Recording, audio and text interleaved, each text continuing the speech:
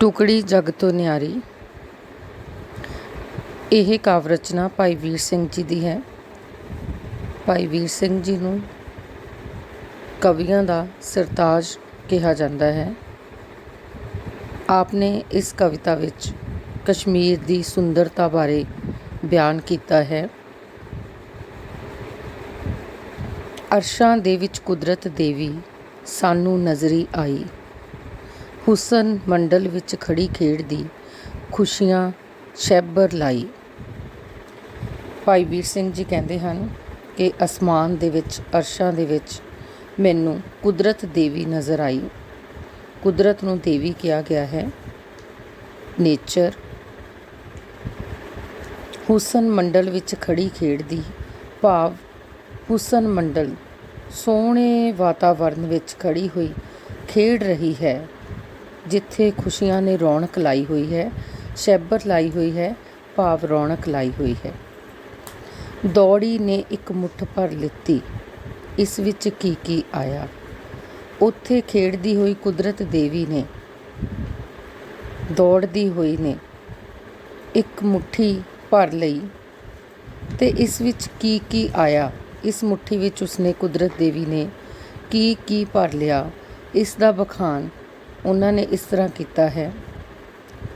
ਪਰਬਤ, ਟਿੱਬੇ ਅਤੇ ਕਰੇਵੇ। ਪਰਬਤ, ਟਿੱਬੇ ਜੋ ਕਿ ਰੇਤ ਦੇ ਟਿੱਬੇ ਹੁੰਦੇ ਹਨ, ਕਰੇਵੇ ਘਾਹ ਦੇ ਸੋਹਣੇ ਮੈਦਾਨ, ਚਸ਼ਮੇ, ਨਾਲੇ, ਨਦੀਆਂ, ਸਮੁੰਦਰ, ਝੀਲਾਂ, ਠੰਡੀਆਂ ਹਵਾਵਾਂ, ਮੈਦਾਨ, ਜੰਗਲ, ਵਨ ਭਾਵ ਜੰਗਲ, ਬਾਗਾਂ ਜਿਹੇ ਸੁੰਦਰ, ਬਰਫਾਂ, ਮੀਂਹ, ਧੁੱਪਾਂ, ਬੱਦਲ, ਇਹ ਸਾਰਾ ਕੁਛ ਉਸਨੇ ਆਪਣੀ ਮੁੱਠੀ ਵਿੱਚ ਭਰ ਲਿਆ। ਪਰਬਤ, ਟਿੱਬੇ ਅਤੇ ਕਰੇਵੇ ਵਿੱਚ ਮੈਦਾਨ ਸੁਹਾਇਆ। ਆਲੇ ਦੁਆਲੇ ਪਰਬਤ ਨੇ, ਟਿੱਬੇ ਨੇ, ਪਹਾੜ ਨੇ ਅਤੇ ਉਹਦੇ ਵਿਚਕਾਰ ਇੱਕ ਬਹੁਤ ਸੋਹਣਾ ਮੈਦਾਨ ਸਜਿਆ ਹੋਇਆ ਹੈ। ਚਸ਼ਮੇ, ਪਾਣੀ ਦੇ ਚਸ਼ਮੇ, ਨਾਲੇ, ਨਦੀਆਂ, ਝੀਲਾਂ, ਨਿੱਕੇ ਜਿਵੇਂ ਸਮੁੰਦਰ 'ਚੋਂ ਨਿਕਲੀਆਂ ਹੋਈਆਂ ਛੋਟੀਆਂ ਝੀਲਾਂ, ਠੰਡੀਆਂ ਅਤੇ ਮਿੱਠੀਆਂ ਹਵਾਵਾਂ, ਵਨ, ਜੰਗਲ, ਬਾਗਾਂ ਜਿਹੇ ਸੁੰਦਰ ਜੰਗਲ, ਬਰਫ਼, ਮੀਂਹ, ਧੁੱਪ ਅਤੇ ਬੱਦਲ, ਸਭ ਕੁਛ ਉਸਦੀ ਮੁੱਠੀ ਵਿੱਚ ਆ ਗਿਆ। ਰੁੱਤਾਂ, ਮੇਵੇ ਪਿਆਰੇ। ਰੁੱਤਾਂ ਨੂੰ ਮੇਵੇ ਕਿਹਾ ਗਿਆ ਹੈ। ਪਤਝੜ ਰੁੱਤ ਹੈ ਜਿਵੇਂ, ਇਸੇ ਤਰ੍ਹਾਂ ਹੋਰ ਰੁੱਤਾਂ ਆਉਂਦੀਆਂ ਨੇ, ਬਹਾਰ ਦੀ ਰੁੱਤ, ਬਰਖਾ ਦੀ ਰੁੱਤ। ਇਹ ਸਾਰੀਆਂ ਰੁੱਤਾਂ ਨੂੰ ਮੇਵੇ ਪਿਆਰੇ ਕਿਹਾ ਗਿਆ ਹੈ। ਜਿਵੇਂ ਕਿ ਸੁੱਕੇ ਮੇਵੇ ਹੁੰਦੇ ਹਨ, ਇਸੇ ਤਰ੍ਹਾਂ ਰੁੱਤਾਂ ਵੀ ਸਾਡੇ ਲਈ ਮੇਵੇ ਹਨ, ਕਿਉਂਕਿ ਇਹਨਾਂ ਦੇ ਨਾਲ ਹੀ ਸਾਰੇ ਫਲ, ਸਬਜ਼ੀਆਂ, ਵੱਖ-ਵੱਖ ਚੀਜ਼ਾਂ ਖਾਣ ਪੀਣ ਨੂੰ ਇਨਸਾਨ ਨੂੰ ਮਿਲਦੀਆਂ ਹਨ।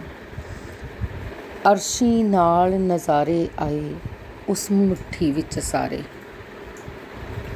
ਅਰਸ਼ੀ ਭਾਵ ਅੰਬਰਾਂ ਦੇ ਸਾਰੇ ਸੋਹਣੇ ਨਜ਼ਾਰੇ, ਸੋਹਣੇ ਦ੍ਰਿਸ਼ ਉਸ ਮੁੱਠੀ ਵਿੱਚ ਵੀ ਆ ਗਏ।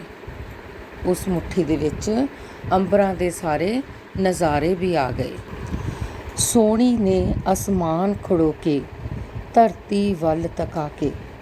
ਉਸ ਸੋਹਣੀ ਕੁਦਰਤ ਦੇਵੀ ਨੇ ਅਸਮਾਨ ਵਿੱਚ ਖੜੇ ਹੋ ਕੇ ਧਰਤੀ ਵੱਲ ਨੂੰ ਤੱਕਿਆ। ਇਹ ਮੁੱਠੀ ਖੋਲ੍ਹੀ ਅਤੇ ਸੁੱਟਿਆ ਸਭ ਕੁਛ ਹੇਠ ਟਿਕਾ ਕੇ। ਸਭ ਕੁਛ ਹੇਠ ਤਕਾ ਕੇ, ਹੇਠਾਂ ਵੱਲ ਨੂੰ ਤੱਕ ਕੇ ਆਪਣੀ ਮੁੱਠੀ ਖੋਲ੍ਹੀ ਅਤੇ ਨੀਚੇ ਵੱਲ, ਥੱਲੇ ਵੱਲ ਸਾਰਾ ਕੁਝ ਸੁੱਟ ਦਿੱਤਾ।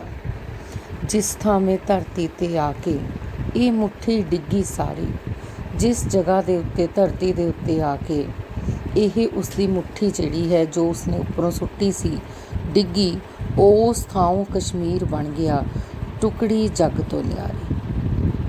ਕੁਦਰਤ ਦੇਵੀ ਨੇ ਧਰਤੀ ਵੱਲ ਨੂੰ ਤੱਕ ਕੇ ਜਿਸ ਥਾਂ ਦੇ ਉੱਤੇ ਇਹ ਆਪਣੀ ਮੁੱਠੀ ਸੁੱਟੀ ਸੀ, ਉਸ ਥਾਂ ਦੇ ਉੱਤੇ ਅੱਜ ਕਸ਼ਮੀਰ ਹੈ, ਜੋ ਕਿ ਇਸ ਸੰਸਾਰ ਵਿੱਚ ਸਭ ਤੋਂ ਨਿਆਰੀ ਵੱਖਰੀ ਟੁਕੜੀ ਹੈ। ਭਾਵ ਕਸ਼ਮੀਰ ਦੀ ਧਰਤੀ ਇਸ ਪੂਰੇ ਸੰਸਾਰ ਦੇ ਵਿੱਚ ਸਭ ਤੋਂ ਅਲੱਗ ਅਤੇ ਸੁੰਦਰ ਹੈ। ਇਸ ਤਰ੍ਹਾਂ ਨਾਲ ਭਾਈ ਵੀਰ ਸਿੰਘ ਜੀ ਨੇ ਇਸ ਕਵਿਤਾ ਵਿੱਚ ਕਸ਼ਮੀਰ ਦੀ ਸੁੰਦਰਤਾ ਨੂੰ ਬਖੂਬੀ ਬਿਆਨ ਕਰਦਿਆਂ ਹੋਇਆਂ ਦੱਸਿਆ ਹੈ ਕਿ ਇਹ ਕਸ਼ਮੀਰ ਦੀ ਧਰਤੀ ਵਰਗੀ ਧਰਤੀ ਇਸ ਸੰਸਾਰ 'ਤੇ ਕਿਤੇ ਹੋਰ ਨਹੀਂ ਹੈ ਧਰਤੀ ਪਰ ਸ਼ੋਅ ਅਸਮਾਨੀ ਸੁੰਦਰਤਾ ਵਿੱਚ ਲਿਸ਼ਕੇ। ਇਹ ਵੀ ਇੱਕ ਧਰਤੀ ਹੀ ਹੈ ਜੋ ਕਸ਼ਮੀਰ ਦੀ ਧਰਤੀ ਹੈ। ਇਹ ਧਰਤੀ ਹੀ ਹੈ ਪਰ ਇਸ ਨੂੰ ਅਸਮਾਨਾਂ ਦੀ ਛੋਹ ਪ੍ਰਾਪਤ ਹੈ, ਰੱਬੀ ਛੋਹ ਪ੍ਰਾਪਤ ਹੈ। ਸੁੰਦਰਤਾ ਦੇ ਨਾਲ ਹੀ ਲਿਸ਼ਕ ਰਹੀ ਹੈ, ਅਲੱਗ ਹੀ ਨਜ਼ਰ ਆਉਂਦੀ ਹੈ। ਧਰਤੀ ਦੇ ਰਸ ਸਵਾਦ ਨਜ਼ਾਰੇ ਰਮਜ ਅਰਸ਼ ਦੀ ਕਸਕੇ।